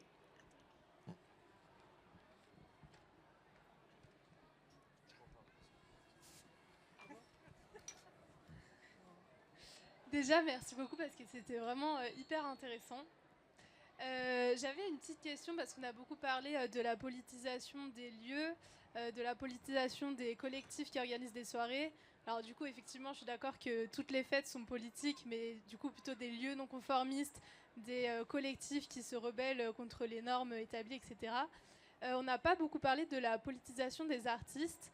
Est-ce qu'il n'y a pas une nécessité actuellement que les artistes s'engagent aussi et peut-être en viennent à ne pas accepter des cachets dans des lieux ou pour des collectifs dans lesquels ça a été avéré qu'il y a des agresseurs, etc. Moi, j'ai été assez déçue de certains artistes que j'apprécie qui ont joué dans des collectifs où il y avait eu certains problèmes. Et je me dis, est-ce que, donc déjà, il y a cette responsabilité des artistes, et est-ce qu'il n'y a pas aussi la responsabilité des collectifs qui se doivent d'inviter des artistes qui sont politisés, qui se rebellent contre les normes? Voilà, je voulais avoir votre avis un petit peu par rapport à ça. Merci. Par rapport aux artistes, je suis totalement d'accord. Je pense qu'avec Bagarre, on sait, à moins qu'on se fasse avoir, on sait toujours où on met les pieds, entre guillemets. Et je pense que par contre, il faut être toujours vigilante à là où tu vas, dans quel festival, ou alors prendre la parole par rapport à... Parce qu'on croise aussi des contextes, je pense, avec quand on est sur scène, je sais pas, dans des moments charnières politiques, on peut pas ne pas parler. On peut pas ne pas faire une minute de silence en tant que Bagarre quand juste avant il y a eu des nuits d'émeutes suite à la mort de Naël. Enfin, nous on a investi en fait ces moments-là parce qu'on pouvait pas faire autrement. Donc je sais pas, je parle pas pour les autres artistes. Je ne vais pas donner des leçons de morale et leur dire il faut s'engager, parce que si tout le monde doit le faire et que ça devient pareil de la para, c'est plus intéressant. Mais je pense qu'en tout cas, tu dois savoir où tu mets les pieds et ce que tu véhicules, ça c'est sûr. Mais de la même manière qu'il y a 90% des fêtes qui ne sont pas politiques, il y a aussi 90% des artistes qui ne le sont pas. On représente tous un peu nos mêmes pourcentages. Et si, il faudrait bien évidemment que plus d'artistes soient vigilants dans tous les sens, c'est-à-dire où est-ce qu'ils jouent, avec qui, et qui prennent la parole sur des sujets. Évidemment qu'il le faudrait toujours plus. Ça. En vrai, la question, elle est super intéressante parce que à la fois, c'est facile de se dire avec un point de vue extérieur que non, mais pourquoi est-ce que cette personne, elle fait ça, je comprends pas, etc. Et à la fois, il faut nuancer en se disant aussi que est-ce qu'on n'est pas en train de faire une chasse aux sorcières et se retourner vers les mauvaises personnes? Oui, les artistes ont une vraie énorme responsabilité, c'est de faire attention avec qui ils travaillent, etc. Mais du coup, quelles sont ces règles-là? Est-ce qu'on accepte on refuse quand c'est un agresseur, mais pourtant quand il y a un lien avec Israël, on accepte? Enfin, il y a tout un truc où quelles sont ces règles et à quel moment est-ce qu'on se dit là j'accepte, ok, je comprends les problématiques de cet artiste-là. Est-ce qu'on parle que des headliners qui n'ont pas besoin de ces cachets-là, ou on peut parler d'artistes émergents qui, pour eux, la survie, elle est vraiment beaucoup plus précaire et donc plus complexe? c'est un vrai truc que je me pose constamment. Et quand je vois des gens militants qui vont, mais pourquoi t'es allé dans ce lieu-là? En fait, on sait pertinemment que le chef, je pense au 1988 par exemple, qui est un club rennais, donc je suis rennaise de base, et genre ça m'a mise hors de moi de voir que genre ça fait 1 an qu'on communique sur le boycott de ce lieu parce qu'on sait que l'un des gérants est sur les listes de Zemmour, qu'il a créé une milice avec l'équipe de sécurité du 1988, qui en fait, ça fait du coup 1 an qu'on sait que c'est sur le point d'actionner, en fait, d'être mise en action ces idées, et ça a été fait, enfin malheureusement, mais ça a été fait, et du coup il a mis en action ses idées et en violentant plein de gens d'extrême gauche. Et en fait, ça fait 1 an qu'on dit à beaucoup d'artistes, mais n'y allez plus, on vous donne tous les documents, etc. Et en fait, quand est-ce qu'on peut se permettre aussi de juger ces personnes? Et enfin, c'est hyper complexe, en fait. Je sais pas. En fait, ça dépend ce que c'est, ça dépend comment, ça dépend. Enfin, est-ce qu'on en veut aussi à une personne, par exemple, racisée et sexisée, qui va au Hor, malgré le fait que les fondateurs sont d'anciens militaires israéliens? Est-ce qu'on en veut? Parce que c'est un espace aussi de visibilité, et donc du coup, quand tu es ultra discriminé, est-ce que... En fait, je trouve qu'il n'y a pas de réponse parfaite à ça, il y a juste...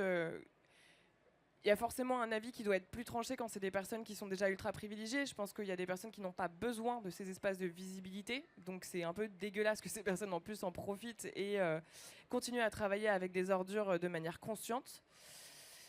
Mais je sais pas, je trouve qu'il y a parfois aussi une nuance à avoir dans cet esprit critique. Il y a des choses qu'on ne sait pas. Peut-être que les artistes parfois ne savent pas, même si on pense que les gens savent. Pas toujours. En vrai, on est souvent aussi surpris. Mais ouais, je crois pas du coup que je réponde à ta question, mais désolé. Est-ce qu'il y a une autre question éventuellement? Oui, j'amène le micro.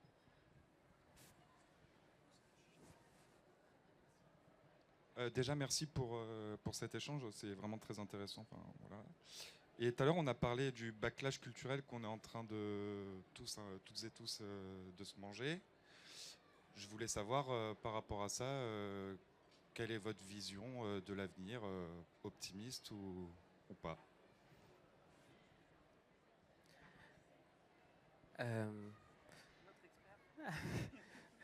Expert de minuit à 6h du matin, du coup vous avez l'heure. On a parlé de ça toute la nuit.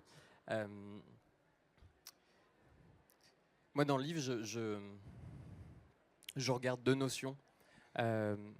Une de safe space ou safer space, dans le sens où la fête étant un monde qui est traversé par le monde, il sera toujours traversé par des violences systémiques et des oppressions systémiques, et on ne pourra pas lutter pour qu'il soit absolument safe. Mais je parle des fêtes communautaires, comme des cabanes et des refuges pour nombre de communautés qui ont besoin d'espace, qui un temps mettent les violences du dehors, à la porte, comme tu le disais, en disant nous on a 100 mètres carrés, le monde est grand, on retourne dans ton monde. Et pour moi, ces safe spaces sont essentiels. Mais j'ai découvert une notion de Bell Hooks qui parlait de brave space, espace courageux, c'est pas très beau en français. Et elle nous dit on a besoin d'espaces qui viennent travailler cette membrane avec le monde, avec l'altérité, et donc potentiellement avec des gens qui pensent pas comme nous.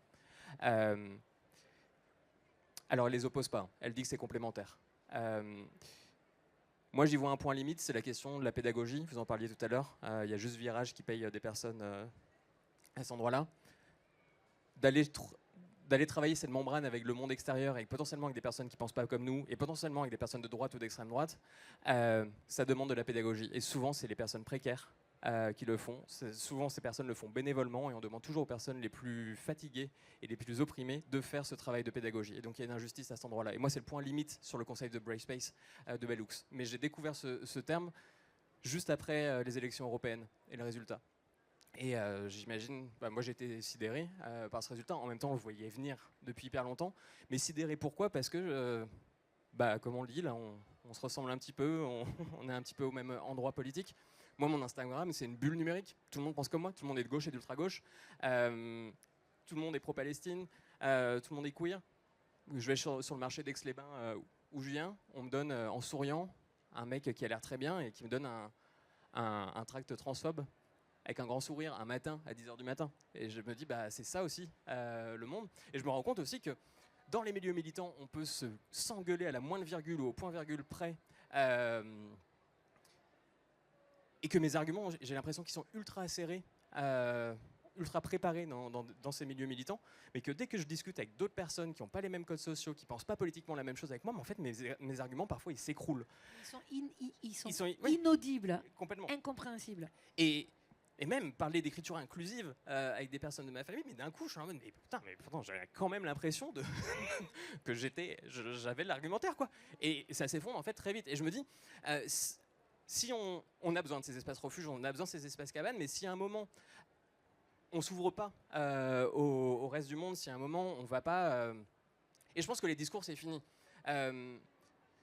Je suis allé à une réunion de la CGT il n'y a pas longtemps, c'est les mêmes slogans depuis 30 ans, stop. Et on peut même plus chanter la jeunesse emmerde le Front National. Ça aussi c'est une violence symbolique, c'est pas vrai. Si on regarde, toute la jeunesse n'emmerde pas le Front National, malheureusement. Et donc nos chants, nos slogans, nos imaginaires, nos narratifs, enfin faut les renouveler. Ils marchent pas. Et pour moi, je pense que c'est même pas les narratifs qui vont changer. Et c'est là que l'espace festif peut jouer quelque chose. C'est juste de démontrer une personne qui pense que la solution c'est la défiance et c'est le vote Front National. C'est pas lui dire t'as tort, ça marchera pas. Par contre, c'est lui dire peut-être viens à cette fête, vois comment ces gens dansent ensemble. Cette personne qui, sur le papier, tu serais pas en accord avec elle sur ses valeurs, etc. Mais peut-être que vous avez passé un super moment ensemble, infralangagier, etc. Je sais que c'est facile de dire ça, c'est peut-être utopique, c'est peut-être dangereux. Encore une fois, pour moi, et comme Bellux, Brave Space et Safe Space ne sont pas du tout exclusifs. Il nous faut des Safe Space, absolument. Il nous faut préserver cet âge, mais il nous faut aussi des espaces où on va s'ouvrir, on va accueillir l'altérité. La dernière fois, j'interviewais une personne qui gère un tiers-lieu dans l'Orne et qui disait « J'espère qu'il y a des électeurs et électrices du Front National qui viennent ici. J'espère que j'arriverai à leur démontrer par ce qui s'y passe, par le quotidien, pas par mon discours, mais par le faire, par le vivre, par ces 2 heures qu'il va passer ici, qu'il faudrait peut-être qu'il change son vote. » Et tu disais, l'éducation, c'est du temps long. On a 30 ans de retard. L'extrême droite, son narratif, elle le travaille depuis 30 ans. Elle s'est pris des échecs, etc. Mais maintenant, en plus, il y a des millions et des millions et des millions derrière.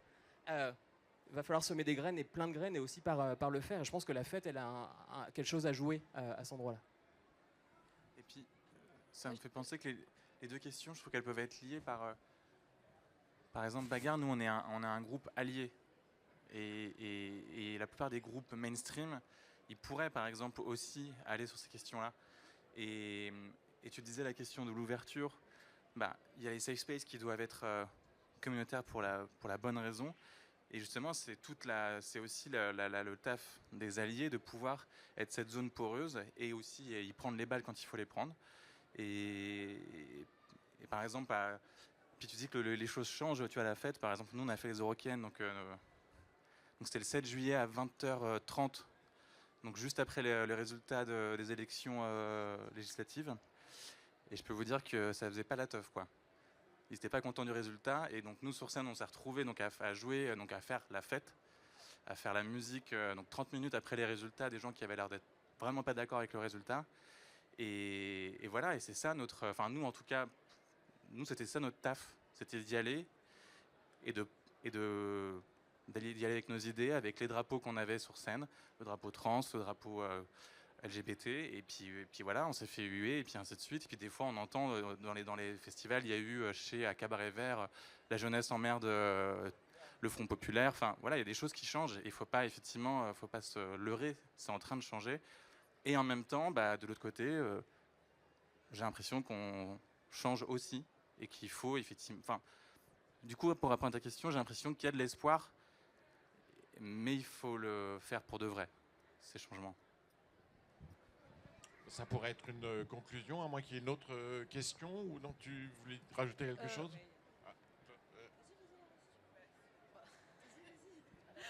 Non, moi je voulais juste dire que même si on ne sait pas de quoi l'avenir sera fait et qu'il y aura peut-être des moments très sombres à l'avenir, moi j'aime bien être... Enfin, moi je suis assez optimiste comme personne et je pense qu'il faut l'être. D'une part parce que, alors ça paraît peut-être débile, mais l'humain est très résilient. On est capable de traverser des épreuves très difficiles et en fait il ne faut pas le sous-estimer, ça il ne faut pas l'oublier parce qu'en fait sinon on peut se prendre une vague et et se sentir submergé, alors qu'en fait on peut remonter la vague. Et on peut le faire aussi parce qu'on le fait collectivement, parce que justement on instaure des espaces safe, enfin, en tout cas entre nous et safer dans la fête, qui permettent justement d'être une soupape de sécurité. Et la deuxième chose, c'est qu'on peut être heureux dans les luttes. La lutte, elle peut être joyeuse, et la fête, elle le prouve.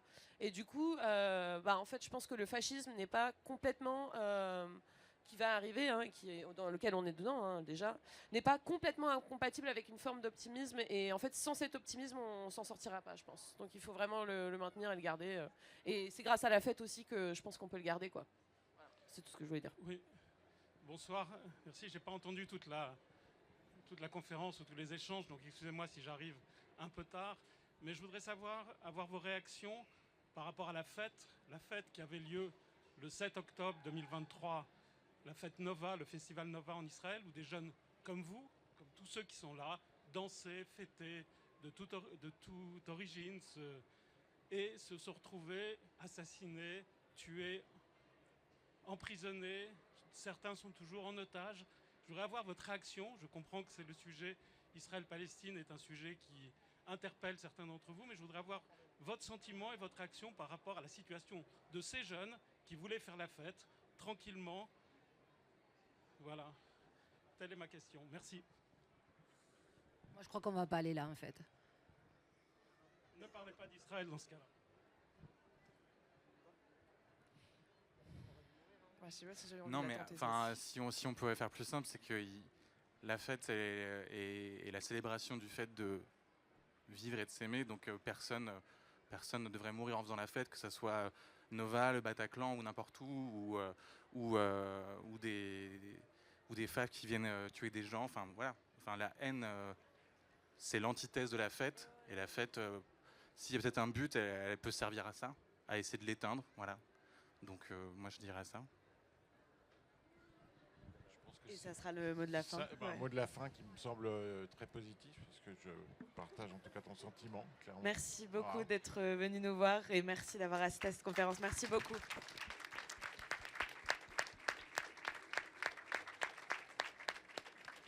Juste pour vous dire qu'on a parlé de fête, mais on va faire aussi un peu la fête, même beaucoup j'espère. À partir de 19h, dans une petite heure, il y a une série de concerts et de prestations. Donc il faut qu'on sorte pour re-rentrer plus tard. Mais la scène sera occupée à partir de 19h. Voilà. On espère vous retrouver.